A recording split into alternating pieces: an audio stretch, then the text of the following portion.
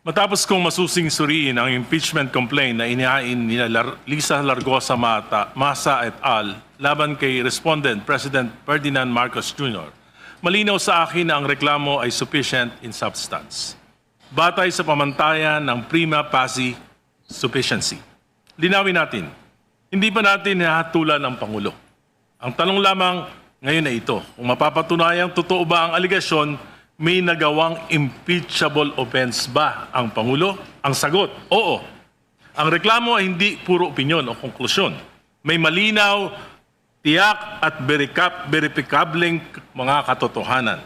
Isang malinaw na halimbawa, ang malubhang kapabayaan ng Pangulo sa pagpayag na salaulain ang pambansang budget ng kanyang mga kaalyado. Daan-daang bilyong piso ayon mismo sa reklamo. Pinayagan ang insertions, diversions at manipulasyon. At sa kabila nito, nilagdaan at ipinatupad ang paglalabas ng mga pondong ito. Ayon sa reklamo, pinahintulutan at nilaglaan ng Pangulo ang paglalabas ng bilyong pisong unprogrammed and appropriations, mga pondong walang tiyak na pinanggagalingan na ginamit umano sa ghost projects, substandard infrastructure projects, at maanumalyang flood control. Hindi ito simpleng pagkukulang. Ito ay systematic acts na tuwirang pumapasok sa betrayal of public trust. Ang reklamo rin ay malinaw na nagsasaad na pinayagan ng Pangulo ang paggamit at pag-divert ng pondo mula sa PhilHealth, PDIC at Foreign Assisted Projects Appropriations na nagdulot ng malalaking pagkaantala sa mga flagship projects ng ating bansa.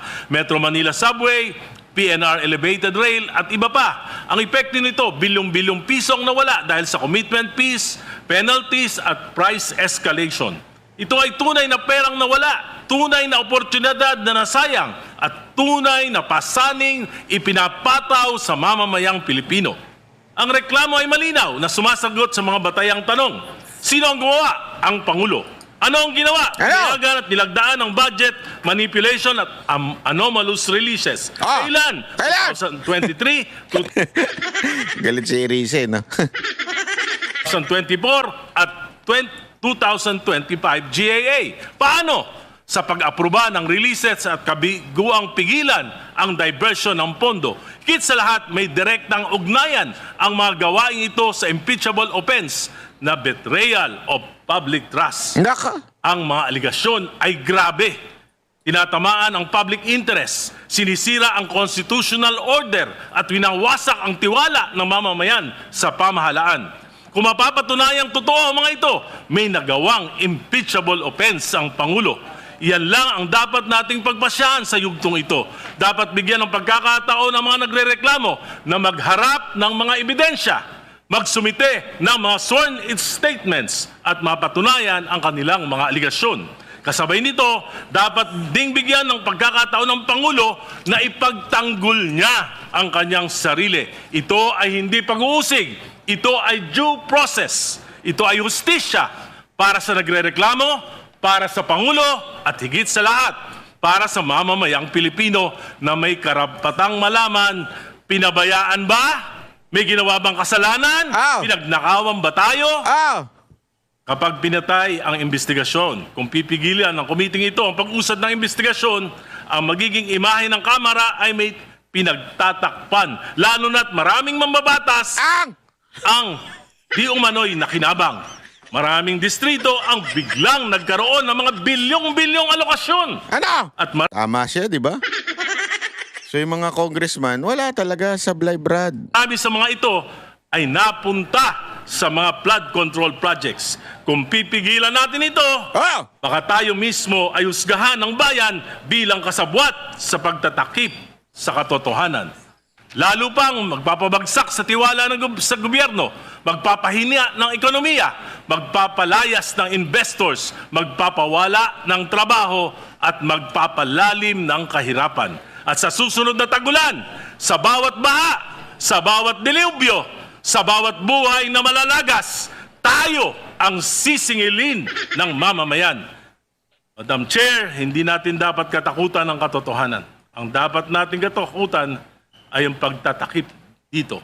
Payagan nating umusad ang investigasyon.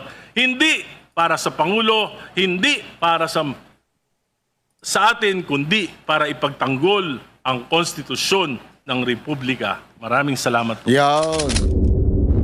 Yun na. Alam na. Diba? Alam na kung ano talaga nangyayari sa bayan natin. Ganyan, no? Ganyan katindi sila magmanipula ng katotohanan.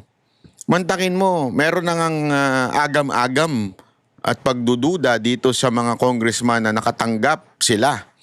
Meron ng marami nang nagsasabi na talaga nga namang itong mga congressman ay mga kontraktor.